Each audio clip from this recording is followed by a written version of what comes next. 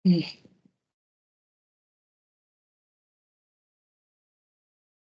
welcome to Basic Taxation. It's our first meeting. So we'll begin with the basic principles of taxation. Post ko lang din yung camera ko. Now, what is taxation?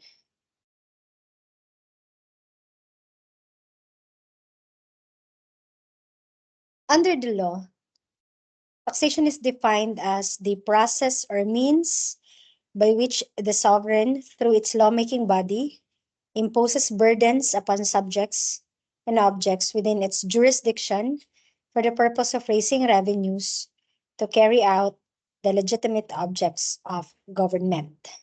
So, as defined, it is a process or means, no? Ito ay isang pamamaraan, no, for the government, no, to collect funds or to raise funds, no, in order to support, no, its legitimate objectives, no. Its projects or programs of the government, no, will be financed or supported by the taxes paid by the citizens. So, sabi dyan, through its lawmaking body. So it means to say that taxation power is exercised by the legislative branch of the government. So if we say legislative branch, it refers to the national government. In the national government, it is the Congress, both the House and the Senate. For the local government, it pertains to the Sanggunian. So depende kung what LGU is that. So if it is a municipality, Sangguniang Bayan. If it is a province, then it is Sangguniang Panlalawigan. If it is a city, it is Sangguniang Panglungsod. So these legislative bodies, either national or local, have the power of taxation. So sila yung may power. So sila ang gumagawa ng batas in order to impose taxes. So taxes are burden. Taxation is a burden upon subjects and objects. Sabi dyan, subjects. So what does it mean? So meaning, it refers to the citizens, di ba? Subject, no? So pwede din aliens or non-citizens. Pwede din sila maging subject ng taxation. Object, because taxation is not confined with individuals. Taxation can be applied to objects such as real properties or land, or it can be subject to personal properties, or it can be subject to juridical entities because there are taxable transactions, no, entered into by companies or corporations or entities, no, as the case may be. So when you say taxation, hindi lang siya subject to hindi lang siya imposed upon individuals. It is also imposed upon objects, no? Ang purpose niya, generally to raise revenues. We will learn later, no? Meron siyang ibang purpose. To carry out the legitimate objects of government. Take note, legitimate lang dapat, no? So, for public purpose. So, hindi pwede for illegitimate purpose. Okay? A power by which an independent state, through its lawmaking body, raises and accumulates revenue from its inhabitants to pay the necessary expenses of the government. So basically, the same lang siya, no, with the first definition. Taxation, isa itong power ng isang state, no? So if you go back to your political or science subject, no, kung nakadaan kayo for political science, no? So one of the inherent powers of the state, no, is taxation power. So it is part, no, of the existence of the state. So kapag ang isang territory becomes a state. Merong requisites, di ba? How a certain territory becomes a state. So, di ba, may people, land, tapos sovereignty, di ba? So, if a certain territory becomes a state, then its existence, no, yung nag-follow sa existence niya, yung inherent power or taxation power, because taxation power is an inherent power. Now, a process or act of imposing a charge by governmental authority on property, individuals, or transactions to raise money for public purposes. So, parang simplified definition of taxation. So, it is necessary, for the discussion of the taxation law. It is necessary, in our discussion, the three inherent powers of the state. So the first inherent power is police power, the power to protect citizens and provide safety and welfare of society.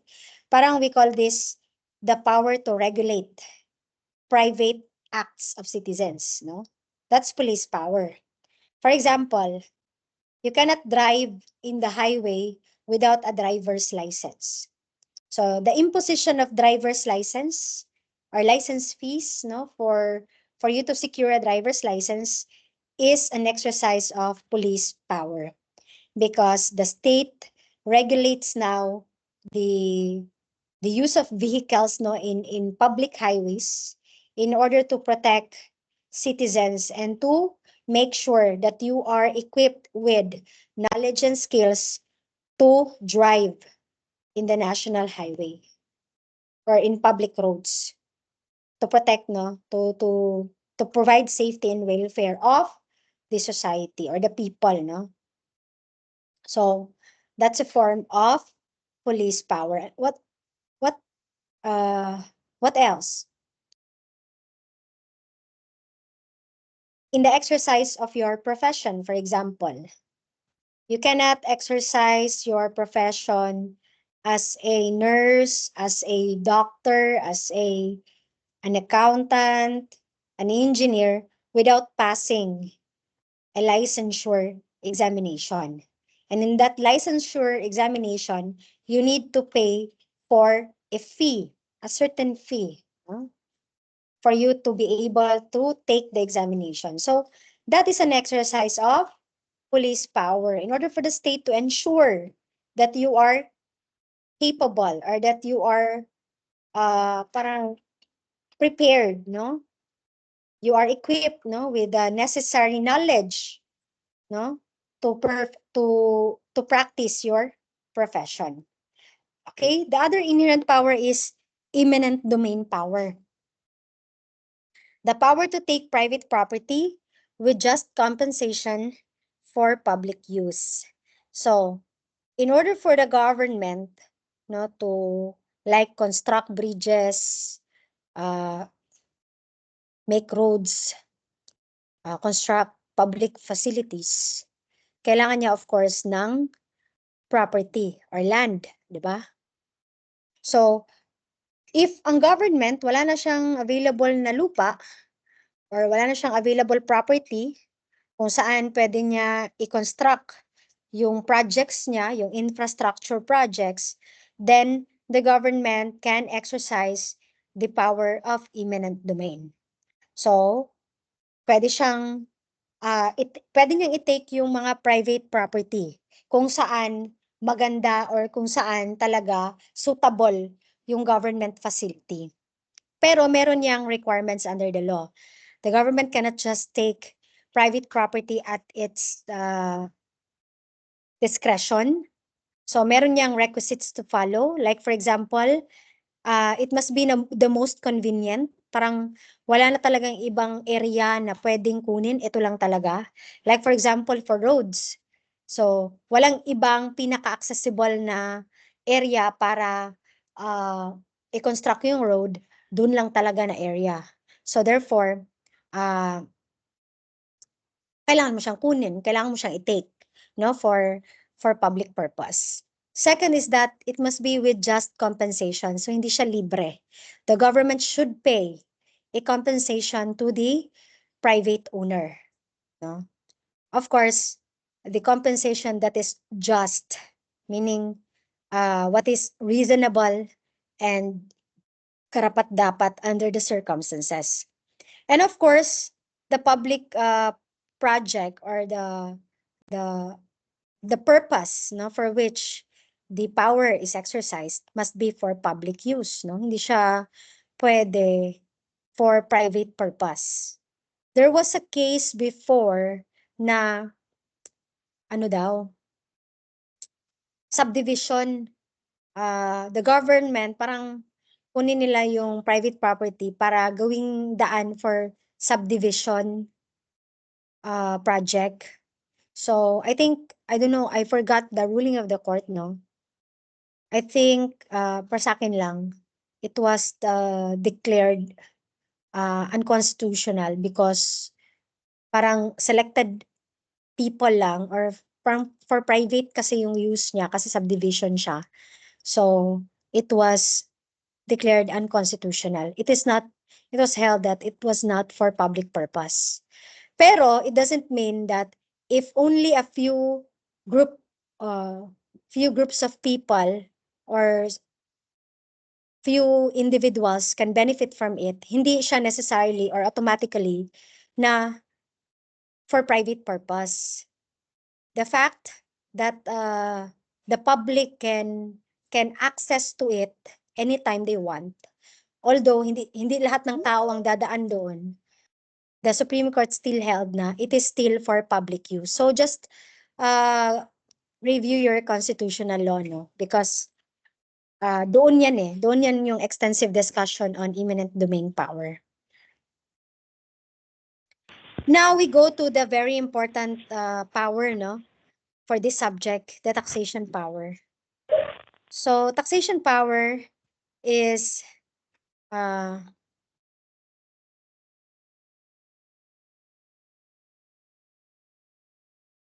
the power to enforce contributions to support the government and other inherent powers of the state. So we explained earlier, no, the definition of taxation power.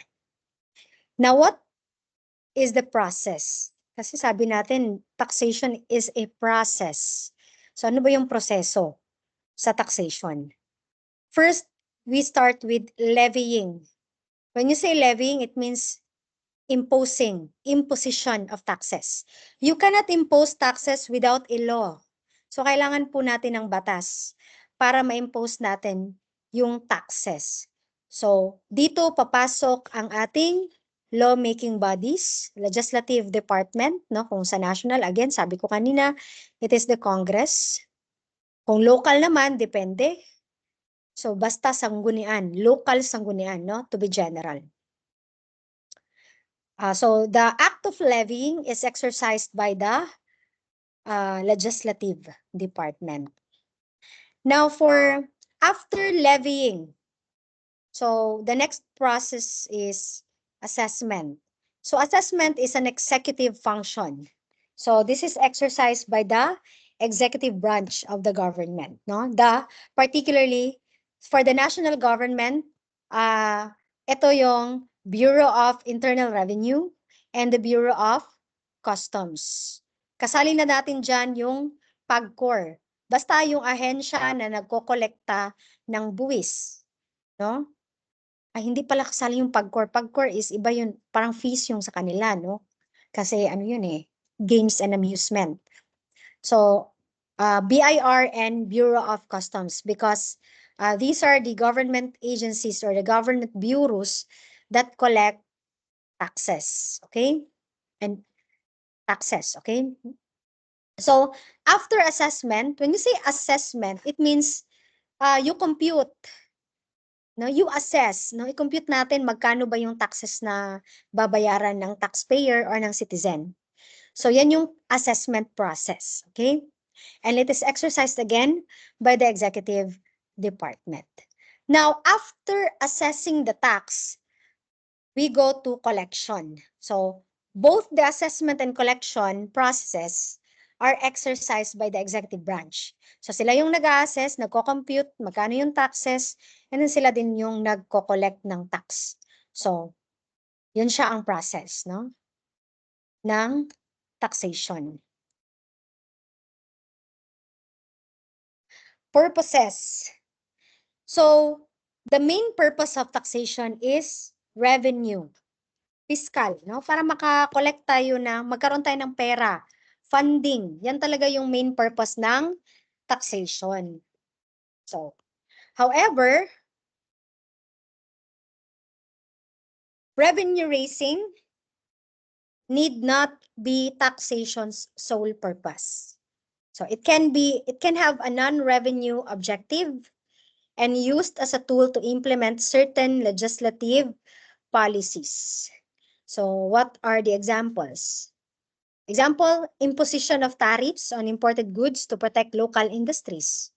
So the Bureau of Customs imposes tariffs for imported goods. So before papasok yung ating mga imported goods, yung goods na galing sa ibang bansa, merong sa mga ports, tsaka sa mga airport, meron dyang Bureau of Customs, that charges tariffs. So, imposan nila yan before ipasok sa Philippines in order to protect local industries, in order to discourage importation of goods. Yan ang purpose ng tariffs. Second, the adoption of progressively higher tax rates to reduce inequalities in wealth and income. So, in taxation, we have this graduated tax rates, no? When you say graduated tax rates, the higher the income, the higher the tax rate. Parang ganun. So, sabi pa dyan, ang purpose daw niyan is to reduce inequality in wealth and income. Kumbaga, if you have a high income or if you have if your income is parang the greater the income, the higher the tax rate. Parang the higher the income, the higher the tax rate.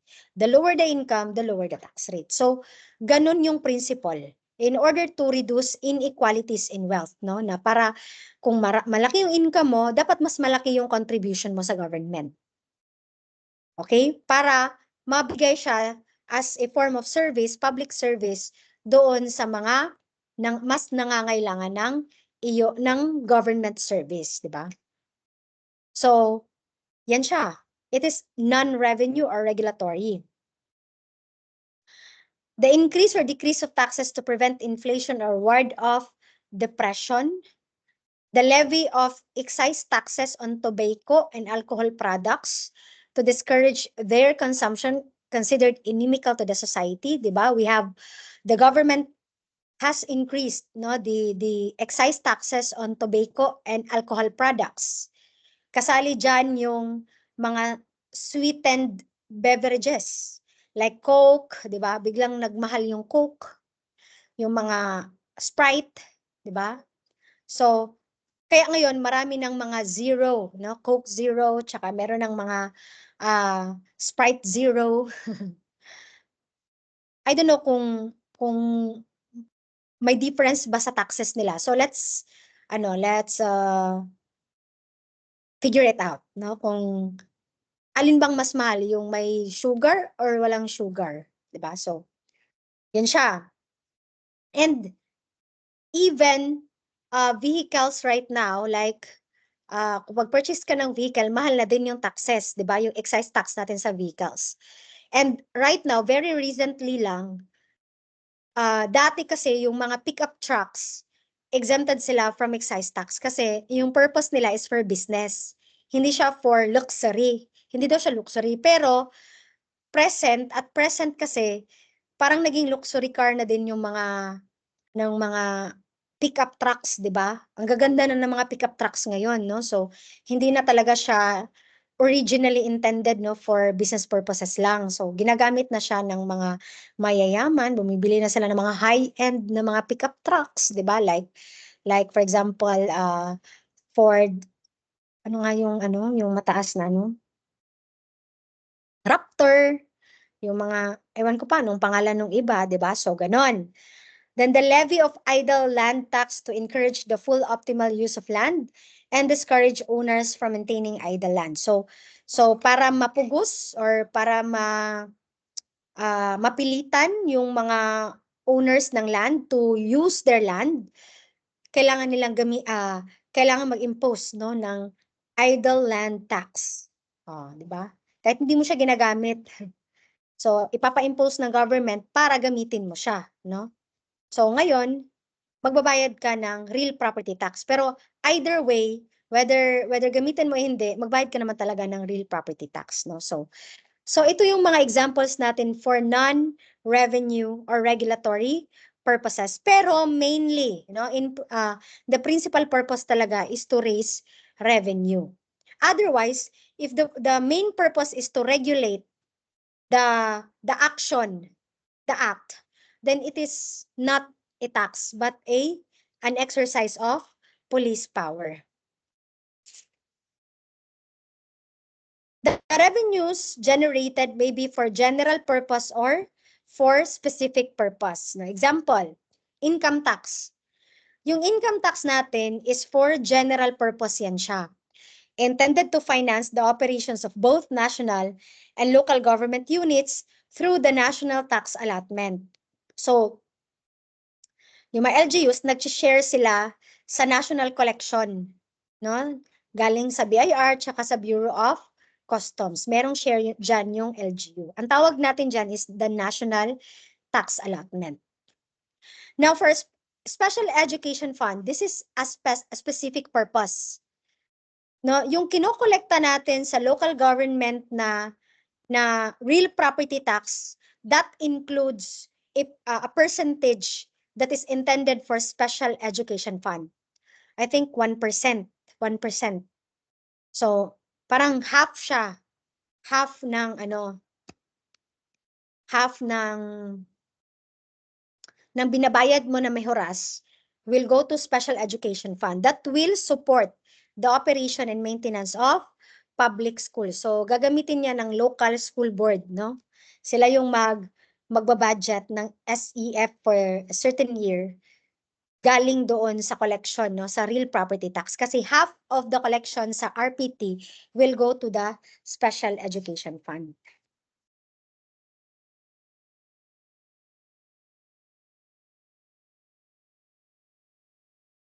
Now, let's go to the character of tax laws. So, there are three, no, characters. Number one is tax laws are not political in nature.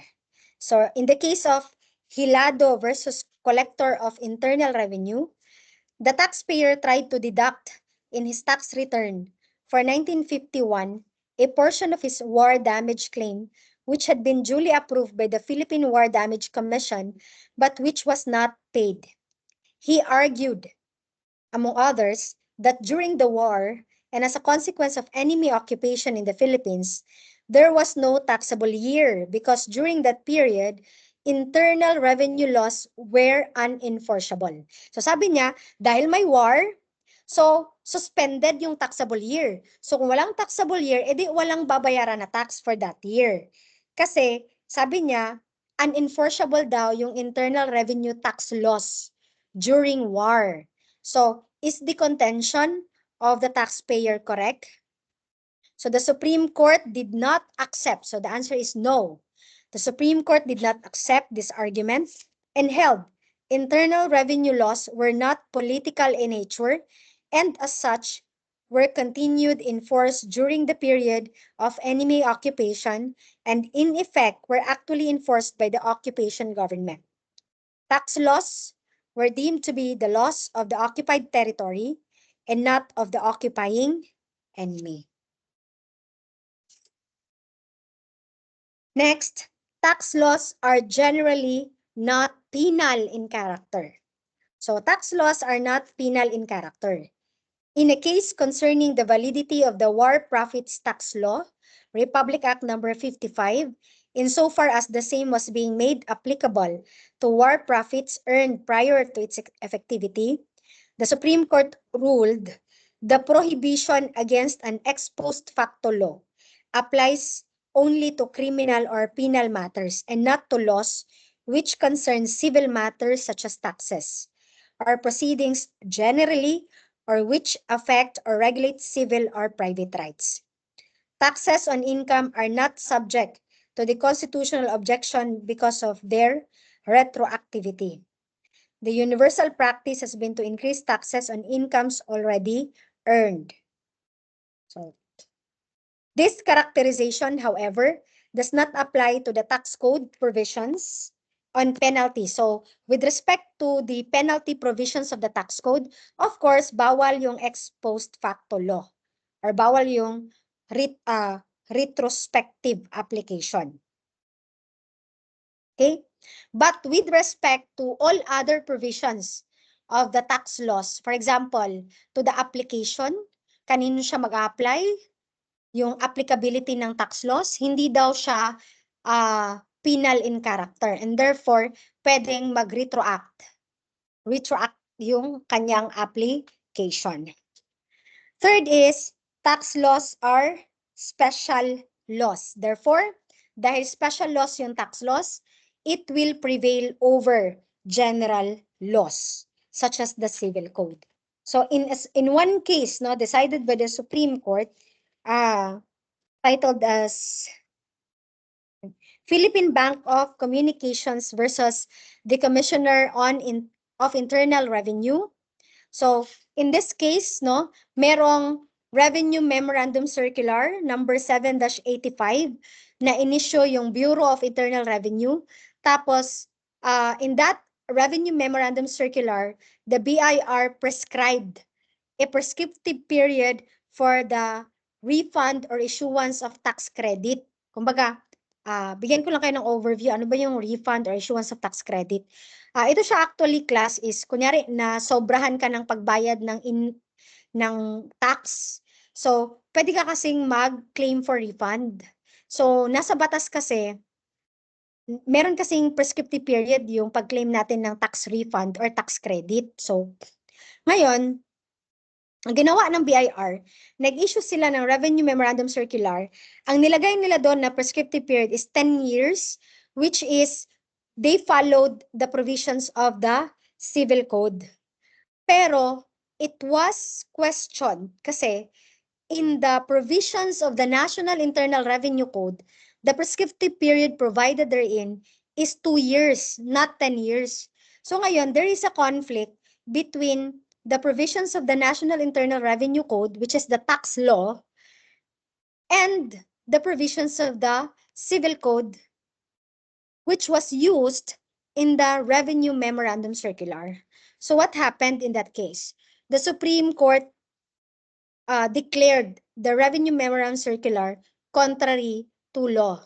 So, meaning, hindi daw valid yung RMC 7-85 in prescribing 10-year period for the prescriptive period for the tax refund or tax credit because it runs counter to the provisions of the NIRC, which provides that the prescriptive period will be 2 years. So ngayon, ang nasunod is yung tax law kesa doon sa 10-year period under the Civil Code. So that demonstrates, no? The decision of the Supreme Court demonstrates that a tax law is considered a special law, which prevails over general laws.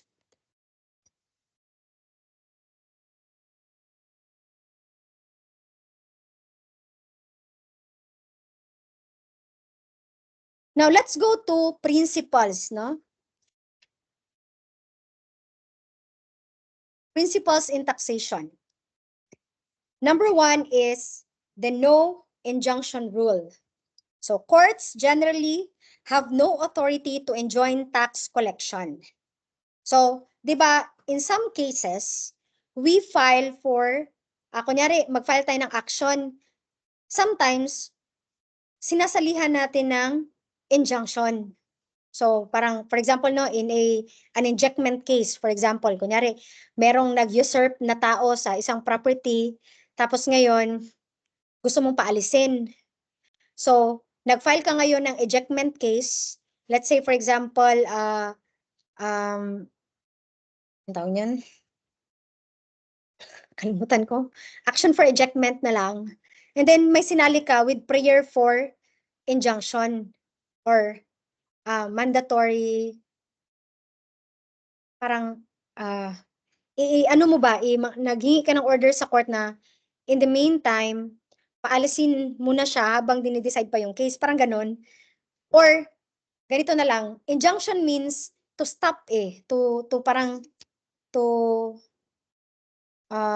for example ganito, there is an order of the court na i-execute, tapos para hindi siya ma-execute, nag-file ka ng injunction. So para ma-suspend or ma-stop yung execution ng judgment or order or decision ng court. So yan yung role ng injunction. But with respect to taxation, bawal daw siya. Kunyari mag-collect yung BIR, hindi mo daw pwedeng hindi ka pwedeng mag-file ng injunction case para ma-stop or ma-suspend yung enforcement ng BIR for the collection of taxes. That is the no injunction rule. So this has been the case since the American tax system has been introduced into the country. This complemented the pay under protest requirement under the 1939 tax code, highlighting the importance of immediate tax collection. Republic Act number 2343 and the CTA law later relaxed the rule. Before, meron tayong tinatawag na pay under protest, pero ngayon wala na yan siya. Pero sa local government units, meron yan siya, applicable yung pay under protest, meaning you cannot file a protest without paying the tax. Ano mo lang, indicate mo lang na you are paying under protest. So that hindi ma-waive yung right mo to question the imposition of the tax.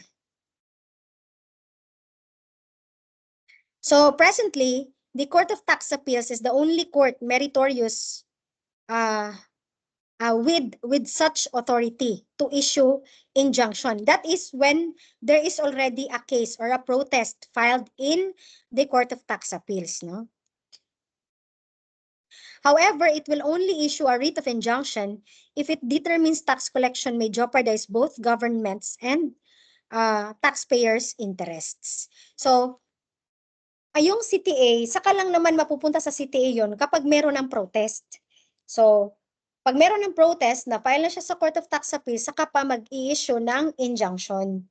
Pero kung prior to the CTA, kunyari nagpunta ka lang ng regional trial court para ipa-enjoin yung yung pagkolekta ng BIR, pumunta yung BIR sa iyo para magkolekta, tapos nag-file ka ngayon ng case sa RTC para ipa-stop siya, hindi pwede yon, bawal yon siya. Okay?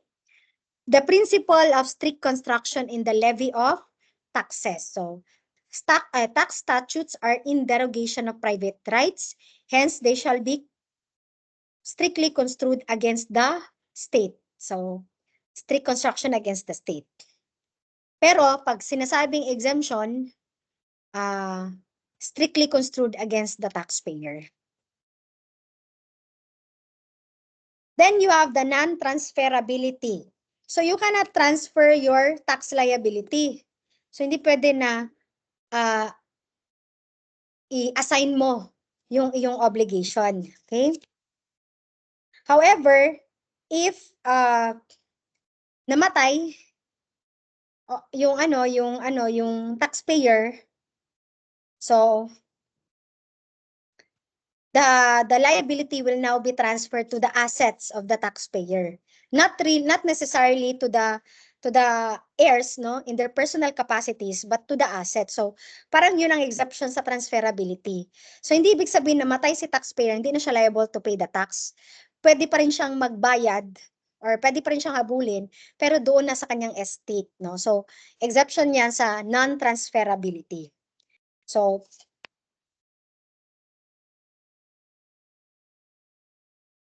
now, with respect to corporations, the shareholders are generally not liable for the tax liability of the corporation. Kasi nga, we have this principle in the corporation law na there is a separate juridical personality. No? Once a corporation is created, it has a separate juridical personality from its stockholders. And therefore, the creditors, for example, cannot run against the individual stockholders because limited lang yung kanilang right or cost or right of action doon sa assets ng corporation. So you cannot run against individual stockholders or owners. So yan ang isang benefit ng corporation. However, the next principle is piercing the veil of corporate fiction. This is a principle in corporation law na if the corporation is used to perpetuate fraud, to commit crimes, or to parang to just use it for illegal purposes, then the law will pierce the corporate fiction, meaning mawawala, ma-disregard yung separate juridical personality ng corporation, and therefore the government or the creditors may now run against the individual stockholders. Okay? That's piercing the veil of corporate fiction. So, it is common to use corporations as tools to minimize or avoid taxes. Ayan, di ba? If the taxpayer will use the corporate fiction in order to perpetuate or to avoid the payment of taxes, then the government will pierce the veil of corporate fiction.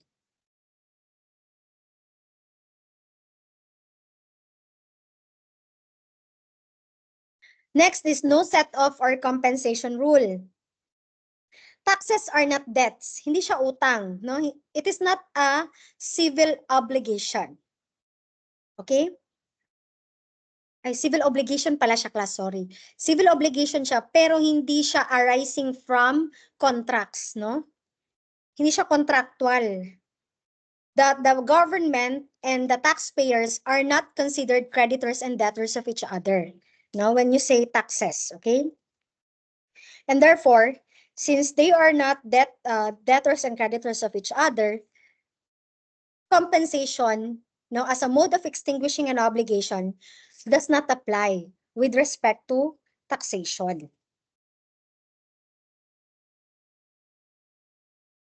But there are exceptions to the rule on that, no? May mga certain cases, no, wherein compensation was applied. In view of the lifeblood theory or theory of necessity, courts are more circumspect and do not normally uphold set-off or compensation if raised by the taxpayer to defeat a... Wait lang.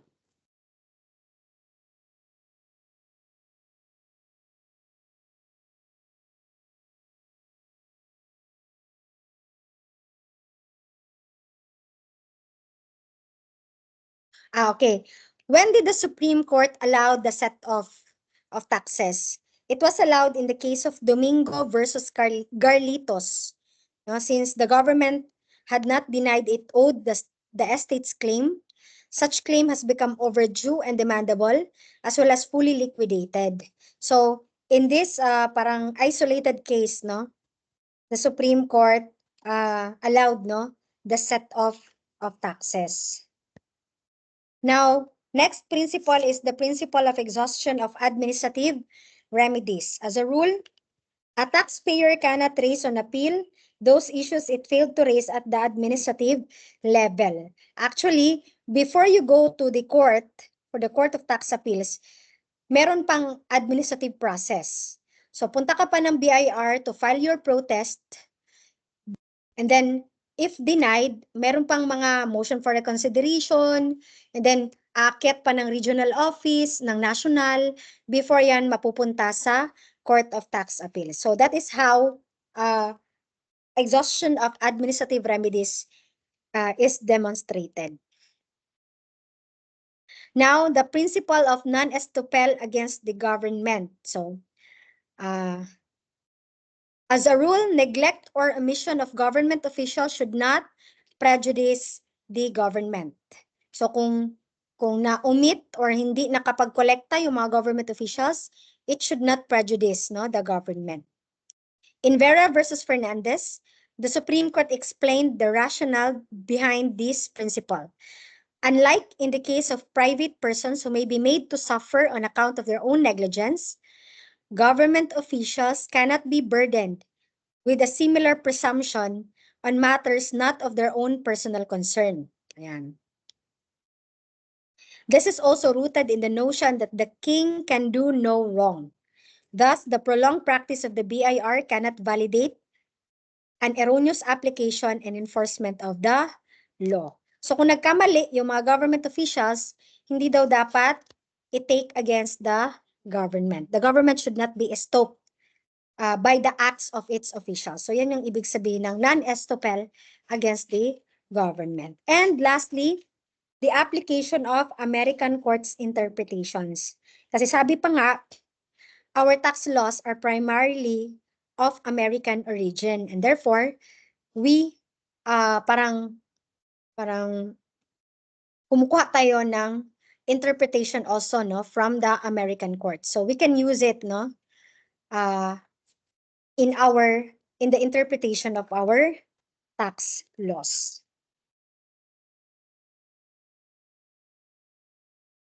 Okay, so class, I have a